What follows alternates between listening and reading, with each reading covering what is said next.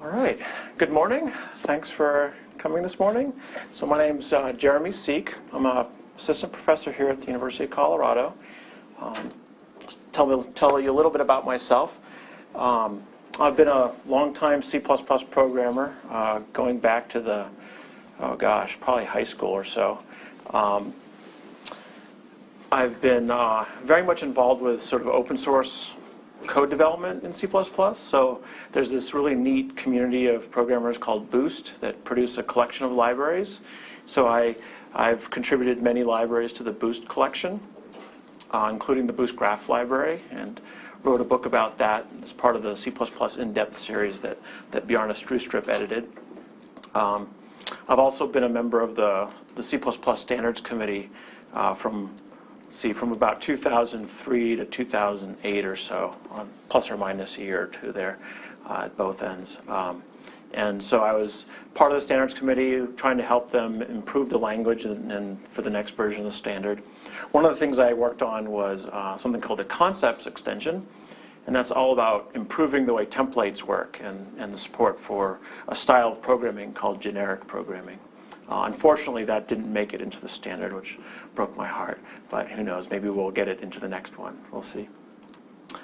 Yeah, so I love programming in C++. Well, it is sort of, I have to admit, it's sort of a love-hate relationship. When you've got a nasty memory error that's hard to debug, at those moments I'm sort of hating C++. Or when I'm looking at a giant page of error messages, then I'm not so happy. But there's things that you can do in C++ that you really can't do in any other language. It's got this unique combination of sort of close to the metal, sort of high performance capability, but then you also can, create abstractions. You can create classes. You can create templates. And so you can do a lot of interesting things from a software engineering perspective while still getting good performance. Okay, so that's what I think is really cool about C++ and why even today I do a fair bit of C++ programming. So a little bit about the class today and this setup. These classes will be recorded, so I'm recording them for a website called Udemy, and they'll be I'm not sure exactly how much. I'll set the price, but they'll be offered for like $30 or $40 on Udemy, the videos. But for the audience here live, it's totally free. I'd encourage your participation, your questions, and whatnot. We'll go through, at least through March. I might go into April, some depending on sort of how much material we cover. We'll kind of play it by ear. So sort of as long as I'm having fun and you guys are interested, then we may keep going a bit longer. So so I should mention that we're going to follow sort of vaguely the content of a textbook called Accelerated C++ by Koenig and Mu. It's a great C++ textbook. It's meant to sort of get you up and using C++ fairly quickly, using some of the standard libraries and things like that, and actually try to do some problem solving. So we'll be following the content of that. This first lecture we'll be looking at like chapter 0, 1, maybe into 2 today. All right. We are starting sort of from scratch here, so I'm not assuming any knowledge of C++ whatsoever. So if you're an expert C++ programmer, this probably will be a little bit boring. But if you're totally fresh, then this is the right place. So maybe before I dive in, are there any questions about the course overall? No? All right, great. Well, then let's go ahead and get started. So what I've got up here is just about the simplest, not quite, but almost the simplest C++ program you could write. So what we've got here is a function called main. Every C++ program needs to have a function called main. And what happens is when you sort of run your program at the command line, or you double click on the executable in Windows, or what have you, the operating system is going to sort of trigger execution to start right here at the main function, and it's going to sort of progress from there. Okay. Maybe something to kind of give you a little bit of a view of what happens when you're trying to run a C++ program. So you start out with your source code, right? So here's, my program, that says int main return 40 plus 2, right? So that's this source code here. Then you run that. So I'm going to first give you sort of a very sort of rough, coarse-grained outline of what happens, and then as we go along, I'll sort of reveal more detail of what's happening. But you then sort of run the compiler, right? So this is, could be G++, the GNU C compiler, or the Xcode, from Apple, or, or the Intel or the Microsoft compiler, what have you. All those are compilers for the C++ language. There are minor differences in the compilers. You're not completely guaranteed that if you write a program on one, and have it run on one compiler, that it's going to work on another compiler. Now, the whole point of having a standard, that committee that I worked on, is to try to minimize those situations. But it's a human process, and humans make errors. So you might accidentally, write some code that's maybe non-standard, and then it might happen to work on one compiler but not another. So there can be issues like that arise. But I'm going to be teaching you sort of what I would call standard C++. I'm not going to teach you any sort of funny features that are in one compiler but not in another. Okay. So after running the compiler, you get an executable, right, which is sort of literally, a string of zeros and ones that the computer architecture understands how to execute. And then you actually run the program, right? And that's where the operating system jumps into the main function and starts running it. It may need input. So depending on what program you write, it may stop and ask for input from the user, or it might be a graphical user interface program, and so it's waiting for you to make a click with your mouse or something like that. So the input comes in and you run, and then you also get various kinds of output. Okay, and we'll be learning how to do things like print textual output to the screen and so on and so forth. We're not going to get into sort of graphical user interface kinds of things in this course because it's more focused on the basics of C++. Okay. So any questions about this sort of the typical process with compiling a C++ program? Okay. All right, so getting back to this simple program. So any C++ program is going to be structured, has sort of a similar kind of grammatical structure to it. Okay, so let's talk a little bit about this syntax or this grammar, right? So you want to be kind of, in your mind, you want to be thinking back to junior high or elementary school or whenever you did your sentence diagramming kinds of things. And let's think a little bit about, what the diagram would be for this little program, main. Okay, so every C++ program is a sequence of declarations. Okay, that's at the topmost level.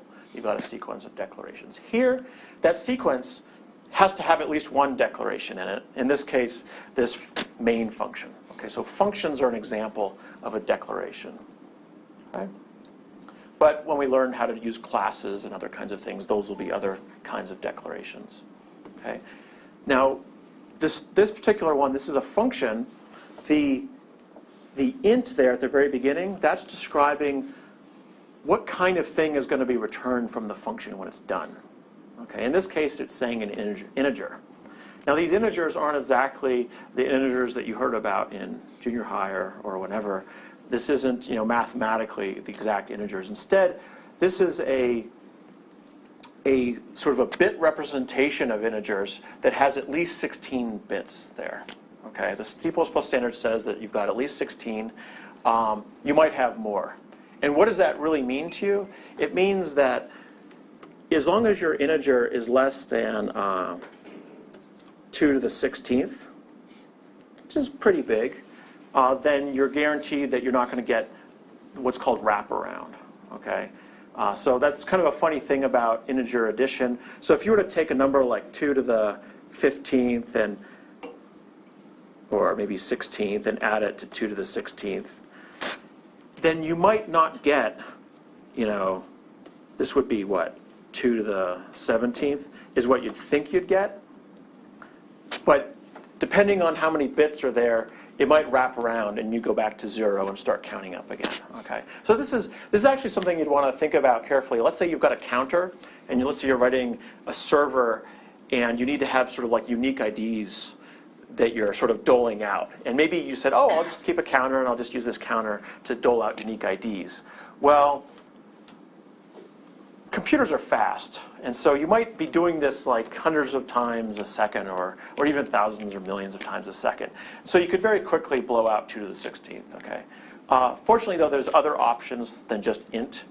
There's different types you can choose to tell it to use at least 32 bits or 64 bits, things like that. So, and once you're up to 64 bits, then that will last for quite a while before that does the wraparound. Okay.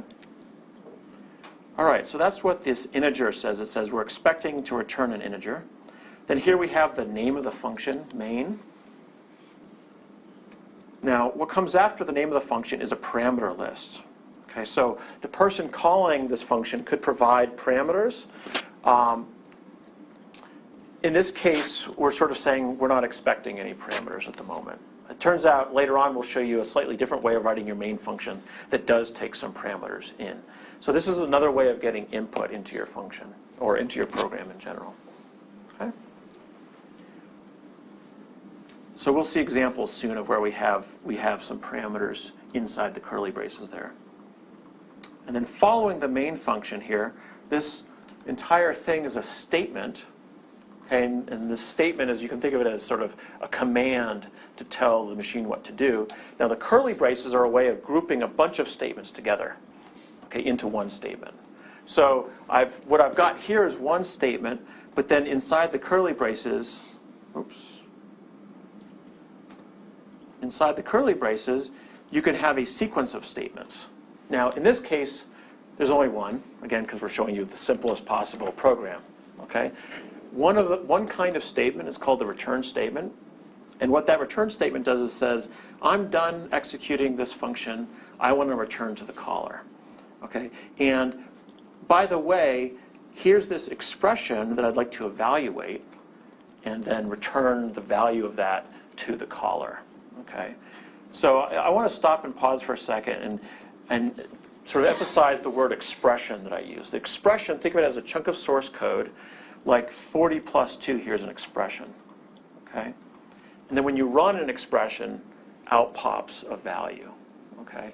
And you typically, the way it typically happens is you sort of, the execution sort of evaluates the subparts first. So we might have had, a slightly more complicated expression, like this, okay? So we would have to evaluate this sub-expression to 2.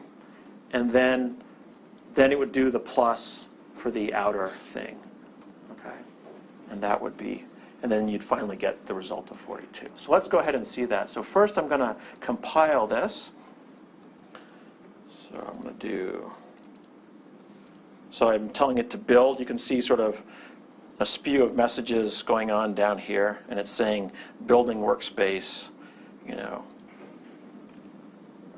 then finish that. Okay, so now, oh, by the way, this is Eclipse that I'm using as the integrated development environment.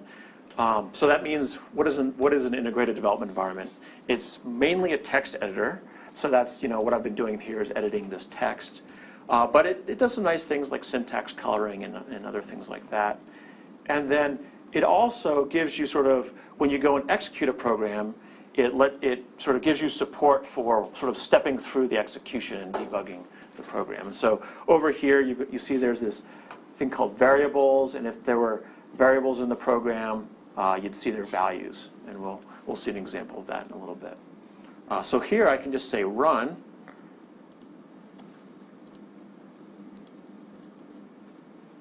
Oh, it's building it again because I made some changes. Now let's go ahead and run it. And then all of a sudden you saw this sort of flash up here, and it said terminated. That's good, my program terminated. They don't always terminate. Sometimes they go into infinite loops. And then it says exit value 42. So it might be a little bit hard to see, but indeed it sort of returned the right the right number. Now these exit values are typically ways of telling the operating system whether your program completed in sort of a normal fashion, the way it was expected to, or whether it finished in sort of like some kind of error happened, okay? And an error, a return value of 0 means everything went fine, okay? Whereas anything other than 0 means something went wrong. So here we're sort of lying a little bit to the operating system. We're telling it that something went wrong, even though, my intent was that it would return 42. So, all right.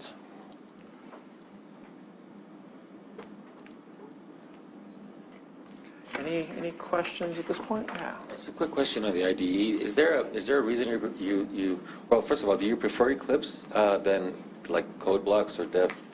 I don't have a very strong preference IDE-wise. In fact, I'm kind of an old curmudgeon, and so I tend to use Emacs. So some of my friends make fun of me for that. But I picked this one a few weeks back for this class because it's open source. Anyone can download it. It's available on Linux, on Macs, on Windows, and so on and so forth. There's probably other open source ones that I could have picked as well. This one's fairly popular, so I just kind of chose it. My sort of advice to you guys would be, maybe shop around a little bit, figure out which IDE you like the best. But then once you choose one, really learn a ton about it, because that's going to affect your productivity, how fast you can write code. You want to be sort of really fast with the editor and with using the debugger and all that stuff. Which toolchain are you using in this Eclipse? Right. So this Eclipse is then using the GNU compiler that was I installed the developer tools on Mac OS. Okay. And that's what I'm using. I did notice, so I've got another new computer where I've got Mac OS Lion, and things changed a little bit on Lion. You have to go find an extra dialog that says, like, install the command line tools, or else none of this works. Also, there's another little change, is that Mac switched from all GNU tool chain to, with Lion, now they're using the LLVM tool chain. Which was sort of annoying to me because I had to then, figure out what thing to, click on to get it going. But the LLVM toolchain is really a really great one. In fact, one of my best friends, Doug Greger, is the head of the C front, or not the C front. I'm sorry, the Clang sort of, which is the C++ front end to the LLVM version of the compiler, and he works at Apple. Where a lot of the LLVM development happens. Great. Any other questions at that point? Okay, so here we have a function, main, but let's sort of dive in a little bit and sort of talk about functions in a bit more detail. So here I've switched into the code view within Eclipse instead of the debug view. And now I'm going to switch over to a different project, which is all about functions. Okay. So now you'll notice that here we have a C++ program, a sequence of declarations, but now there's two declarations, both of which are functions. We've got the main function down here, and then we've got another function up here called area of a circle. Okay. And then down here, what we have is a function call. Okay. So what's going to happen as our main function is executing, as it's going along, it'll hit this return statement. It'll then try to evaluate the expression, which in this case is a function call. That means it's going to jump, sort of the execution is going to jump up here to this function, and it's going to pass 1.0 into this parameter. Okay? So think of this radius parameter as a little bucket with a name on it. Okay? And at the point where the function call happens, 1.0 is being plopped into that bucket. Okay? And then later on, like down here, where we use that name radius, when it evaluates that name, it's going to get out the 1.0 value.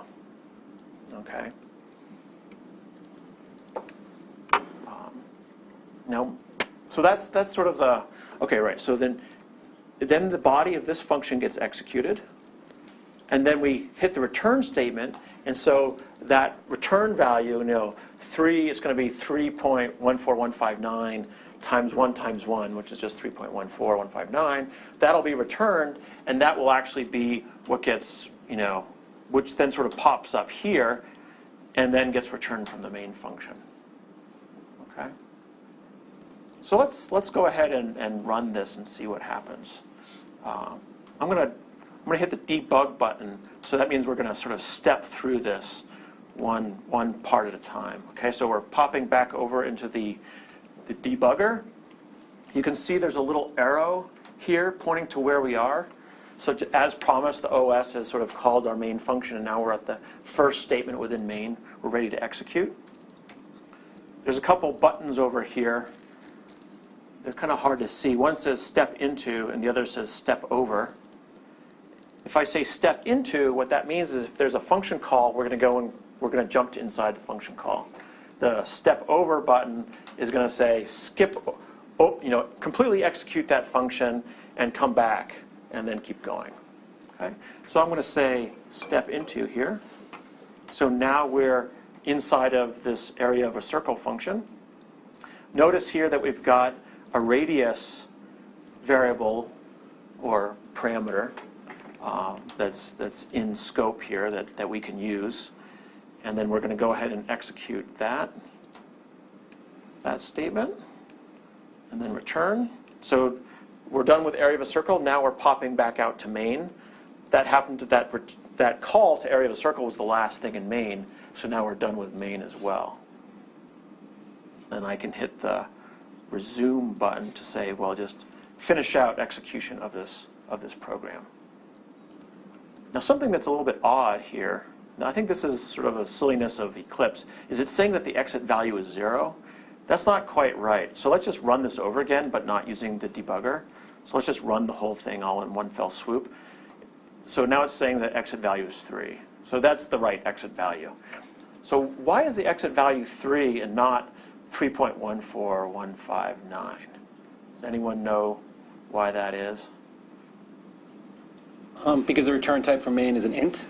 Right.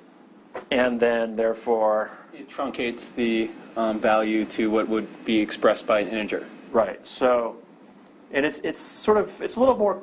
Truncate's a pretty good name for it. I think that's the...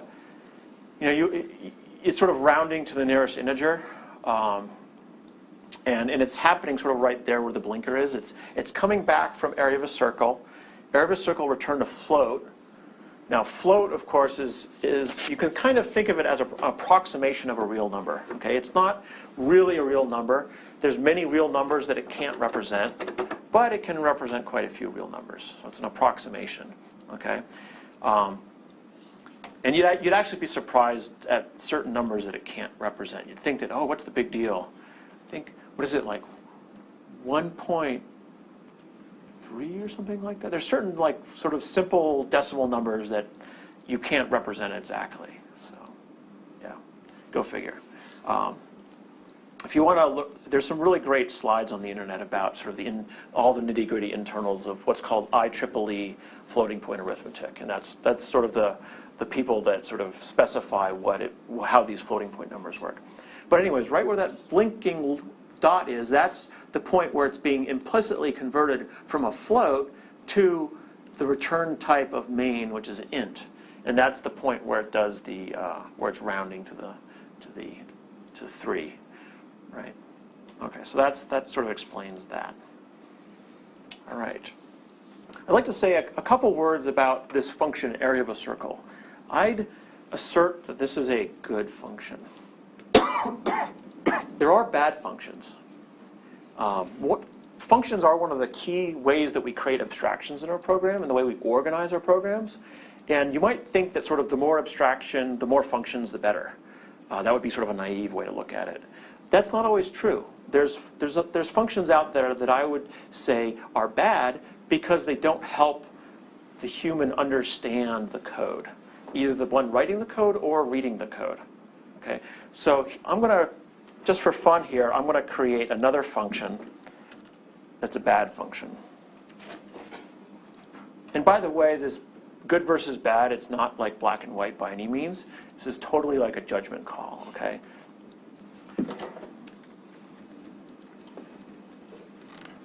I think it does just truncate it. It does it was like 3.8 instances.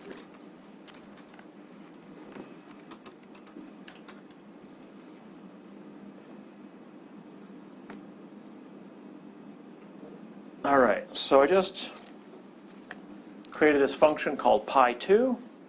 That's not what I meant to do. Maybe I just want to call it pi or times pi.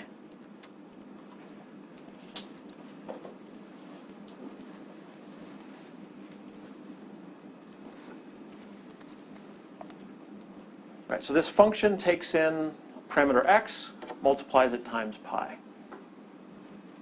Now why would this be a bad function?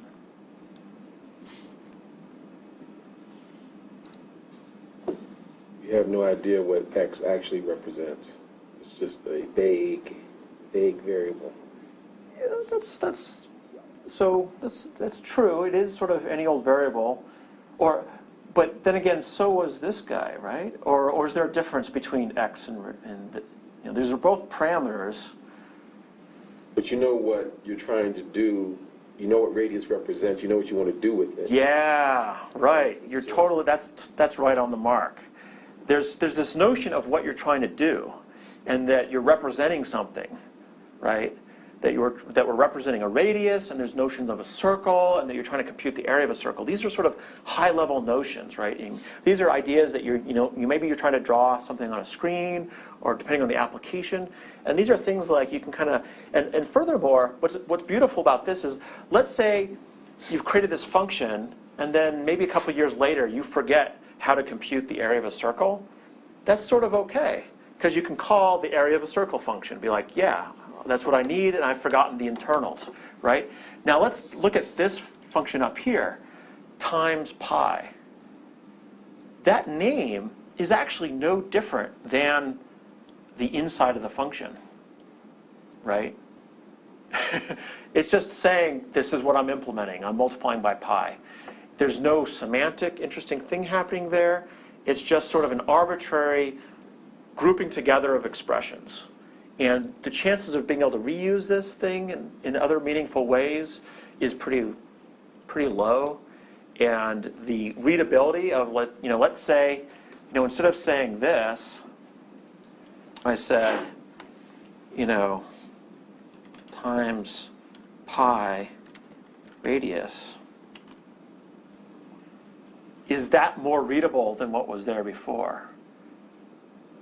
Or actually, I'd say it's less readable, because now you're looking at it and you're like, well, the function name says times pi, but I know programmers aren't very good at naming their functions, and so I'm not sure if it really does that or not, or what kind of, maybe there's some kind of funny conversions happening, and is it floating point or double precision or who knows what. So now I don't really know what's going on. So in this case, I would say that a much better thing would be this implementation. Okay. So obviously this sort of feeling about what's good or bad is a pretty vague one, but it's just something to start to think about a little bit, and and as you're programming along, try to aim for abstractions that have meaning. All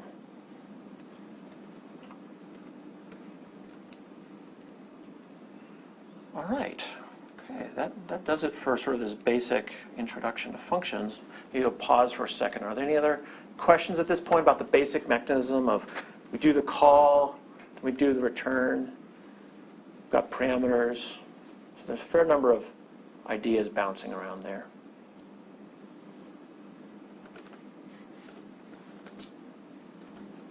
All right. Well, now we are ready for Hello World. There's actually, Hello World in C++ has a fair bit going on, so it's not exactly the best thing to jump into right off the bat, which is why I delayed it for a few minutes. All right, so here is your classic Hello World in C++. Okay? let's talk about this so kind of at a high level, what is this program doing? It's just printing out a string to the terminal that says hello world. Okay, so that's pretty basic. So we're learning how to do character-based output. Okay. What I mean by character is that each one of these guys inside of this string is a character. Okay? And then this thing in quotes is what we call a string literal. Okay? It's just a sequence of characters. We're going to have different kinds of strings running around at different points in time in this course. Unfortunately, C++ has a very complicated story when it comes to strings. But for now, we'll just think of this as a string literal. Okay? Now, backing up a second, so now what's this thing on the first line here? This is essentially, you can think of it as an import. You're trying to import functionality from some other library. Okay? And this, in particular, this library is the IOStream for input-output stream library that's built into any C++ compiler. Okay? So this is the part of the standard library. Okay, so this is part of what the C++ Standards Committee works on, specifying what this library is supposed to look like from a user perspective. Now, the fact that it's this pound include thing is kind of interesting. Okay, so it turns out that in some sense the C++ language isn't sort of standalone. You're almost always dealing with almost like two languages sort of superimposed on each other, okay? So what's going on is that anything with a pound at the front is a command to something called the C preprocessor. And this is something that preprocesses all C++ programs. So let's see, where did I put my pen? I'm always losing the pen here.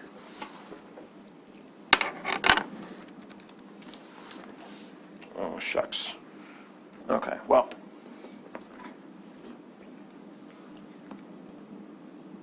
Oh, there it is. So this story I told you before about the source going through the compiler, in some sense this is true, but it was sort of glossing over some details about what's happening inside that compiler, okay? And so you can think about any of these compilers really as having a bunch of different phases inside of them. Okay, so I'm going to draw a bigger box here. So here we have our original source code. And the first step is this thing called the C preprocessor. Excuse my spelling. And what that does is it produces another piece of source code. Okay? But what it's done is it's sort of, so for example, that pound include, what pound include literally does is it says, go find the source file, the header file for the IOStream library, and paste it in at the top. Okay, so now the top so many lines of this source file is now literally a copy of the IOStream header. Okay, so the C preprocessor, it's a pretty dumb mechanism. It's really all about sort of cutting and pasting, but automating that process. Okay, so now we've got sort of the IOStream header file up at the top there, and that tells the C++ compiler later on down in your program that, okay, you're making a call to some functionality in the IOStream library that matches what the IOStream library is expecting, and it can type check that and make sure that everything's hunky-dory. Okay, and then I'm not going to go into any more detail beyond that, but you still end up getting sort of your executable at the end. Maybe one other detail I should mention is that one of these final steps is called a linking step. And so that's where there's actually sort of a library file with lots of ones and zeros that corresponds to the actual implementation, the code of the IOStream library, and that gets linked in with your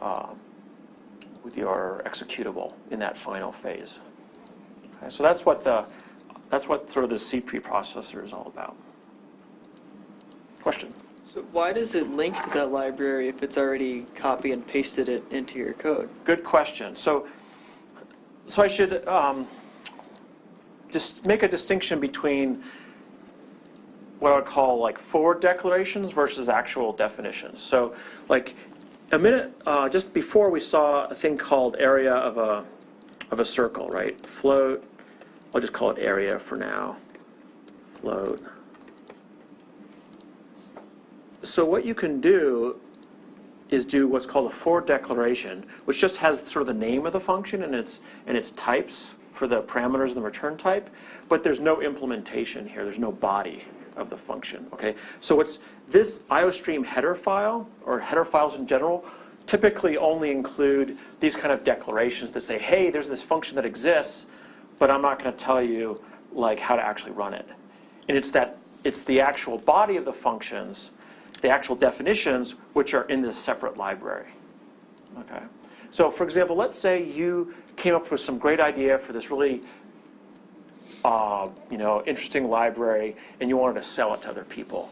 What you typically do is you'd ship them the header files and these what are called object files, but you wouldn't ship them the actual source code, right? Because then they could sort of copy it and do whatever they wanted with it. But if they just have the executable, then it's just sort of this black box. That's mostly true, not completely true. There's ways to reverse engineer things, but it's difficult. Does that answer your question about? Cool. All right. All right, so back to Hello World. Okay, so now let's sort of focus in on the body of the main function here. So first of all, there's this thing called std, :cout. So that's sort of a mouthful of jargon, okay? std doesn't stand for what you think it stands for. Instead, it's just an abbreviation of standard, okay? So this is just saying and what's going on is that inside of the IOStream library, there's something called a namespace. Okay, a namespace is a way of clustering together a bunch of names and sort of adding an extra level of naming around it. And we'll see, I'll actually show you an example right after this of defining your own namespaces. But it's basically a way of helping to avoid name conflicts when you've got really large programs. Okay, so imagine, let's say you had something in your own program named cout. You wouldn't want that to conflict with the one that's in the standard library. And so the standard library has this namespace called std that's wrapped around everything. Okay. So what we've got here is the standard namespace, and then the : is saying access something that's inside of the namespace. In this case, we're accessing something called cout. That's an abbreviation for character output. Okay, so this is this thing that's sort of meant for outputting characters to the terminal. Okay. All right. Then what we've got here is a binary operator called the output operator. I think it's called the output operator. Yeah. Think of it a lot like the plus operator. Right? Okay, you've got two numbers, you can plus them together. Here, if you've got an output stream like cout, then you can use this operator, and then on the right-hand side, you can put a string literal, or a string, or a number, or lots of different things, and it'll print it out to the screen. Okay? And then we've got another operator. Okay? Now, like I said, it's a binary operator, so the way you want to read this is as if there were parentheses here and here. Okay? And by putting the parentheses there and not sort of around the hello world and endl, is that what's going on here is that this is a left associative operator. So if you've got a whole sequence of these output operators being used, then you want to think of it being sort of grouping to the left first before you sort of add on the things that are further to the right. Okay? So the first thing that'll happen is it's going to say, okay, output hello world to the standard character output. And then after that, the return value, right, this is an expression here. The return value from this particular expression is just the cout stream itself again. Okay? Which might seem a little bit odd, but it's handy for chaining together these things of output. So the return value is just cout, and then we're going to send this endl, which is for end line. And it basically just puts a carriage return at the end of the line. Okay. That's it. Let's run it.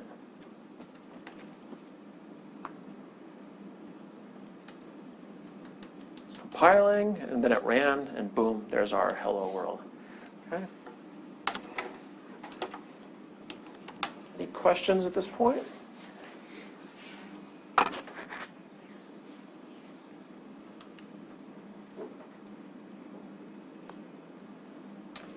I have a question. So, and I'm also running Eclipse, and my standard out doesn't seem to show up in my console. Was there something special you had to do, or? I'm running it. Oh, wait. Let's see. That's a good question. I've seen that behavior too in this last week or so that I've been playing around with this, where it wouldn't show up. You might flip over to the debug window and try running it over there, and it may show up over there. I have a feeling that this might actually be like a minor bug in Eclipse or something like that. Yeah, and right, and I'm running the latest 64-bit version too, so that. Yeah. Okay, thank you. Great. Okay, so let's talk a little bit more about namespaces. Just so you can kind of see that they're not mysterious, you can create your own namespaces. As you can see, I'm kind of introducing ideas to you as sort of they show up in some of these standard examples.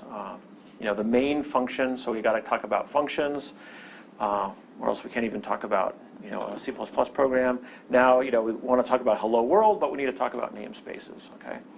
So here's a really simple example of creating your own namespaces. So now we have a new kind of declaration that can appear at the top level.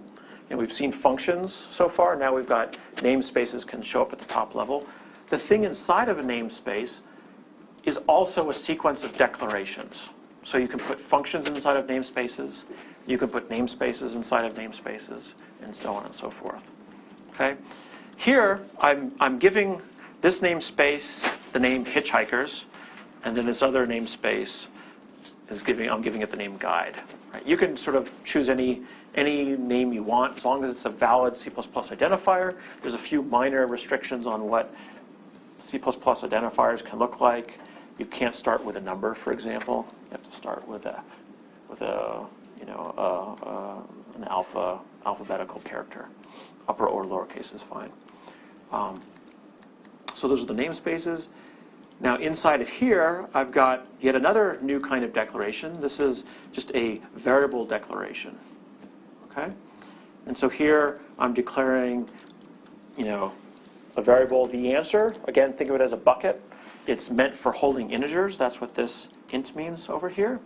And then I'm going ahead and initializing it right away to 42. You don't have to initialize variables right away. You could just declare it like that. But I'm going to go ahead and initialize it. Of course, the type, so this is an integer literal, and because it's an integer, it matches up with what we're expecting over here, and we don't get any complaints from the type checker. If I were to instead, let's just for fun, put in something that's not an integer and see what happens.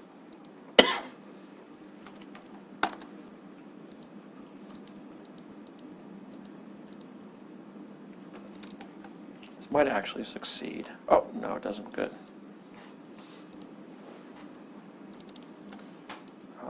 The error message went flying by.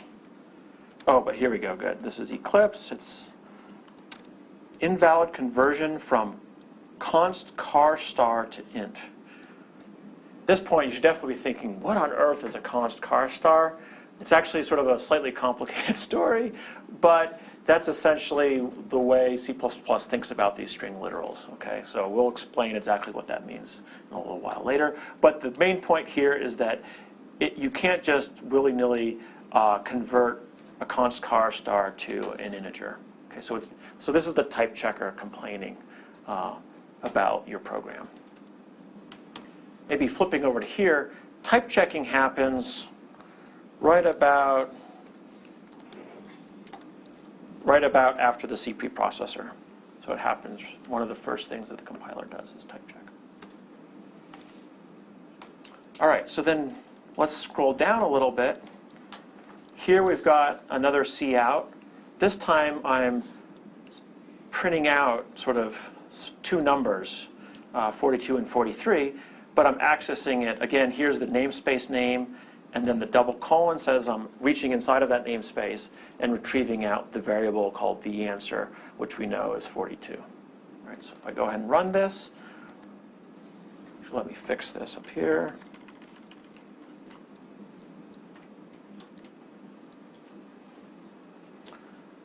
By the way, before you run your programs, you should have an idea about what you're expecting to see.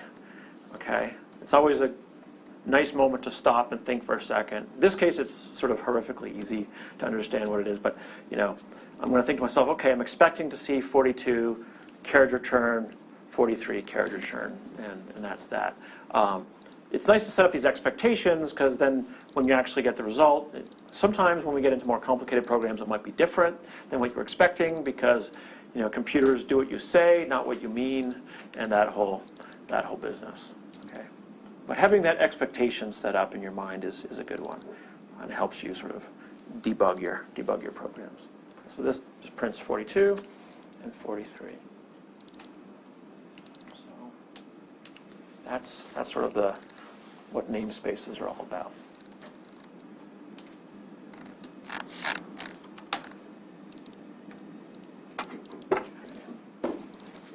All right, we mentioned variables. Let's dive in a little bit more to variables. Okay? So let's talk about where variables can show up. We've seen them here inside of namespaces. The sort of more common case is for them to show up inside of functions. Okay? And oftentimes these are referred to as local variables. Whereas variables that show up in namespaces or sort of at the top level as a declaration are typically referred to as global variables. Okay? So here now we've got a program. This time we actually have, you can see there's a sequence of statements inside of this program. And the first three statements are all variable. They're a variable declaration plus initialization. Okay? So here's again, I'm computing the area of a circle, but this time without a function. Okay? And I'm just got a sequence of computations. Let's go ahead and watch the debugger run on this, and we'll be able to see what's going on with the variables. Okay, so here's something interesting to look at. Right away, the debugger has all these variables here, plus values in them. Why on earth are there already values in the variables, even though we haven't started executing any of these statements? Does anyone know the answer to that? Go for it. Because the initialization values get calculated at compile time? No. That's incorrect, but good guess. I'm going to guess there's just values in the space and the data, just whatever was there they just grabbed. Yeah, that's sort of the right answer. Garbage values. Yeah. Right, it's sort of garbage values. What's going on is that there's some space in memory inside the computer that's being dedicated to all of these local variables, and that space gets set aside right at the beginning of the function call. Right, so the moment we're executing main, there's already this space set aside for our local variables, and that memory there has sort of random junk in it. Okay, from whatever program we ran last, right? We just finished running a namespace function, and so there's all kinds of random bits sitting there in memory. They're still there, and as we're executing this, we see those being interpreted as floating point numbers. Who knows what they were really before that? And what's going on here is that this is sort of a typical thing with C++. You're sort of seeing through sort of the normal C++ abstraction layer, and you're sort of seeing under the hood a little bit of what's going on. We're dealing with raw memory. This is why C++ is fast, but also can be hard to deal with sometimes. So let's just take a couple steps. Good. Now radius has 1. Area now has 3.14159, which is good. And then now, when I execute this statement, what do you guys think is going to go into retcode? What value is going to be in there? Area? Right. 3, yeah, which is the value. It's not quite the value of area. It's a little bit different. right? It is 3 and not 3.14. And that's because this sort of rounding happened right there as it was passing from area into rec code, right? And then I'll just go ahead and tell it to resume. And that's that. So the program terminated. Okay? So I think it's probably a good time to stop now. But hope to see you guys back again next Monday for these sort of March Madness. Great.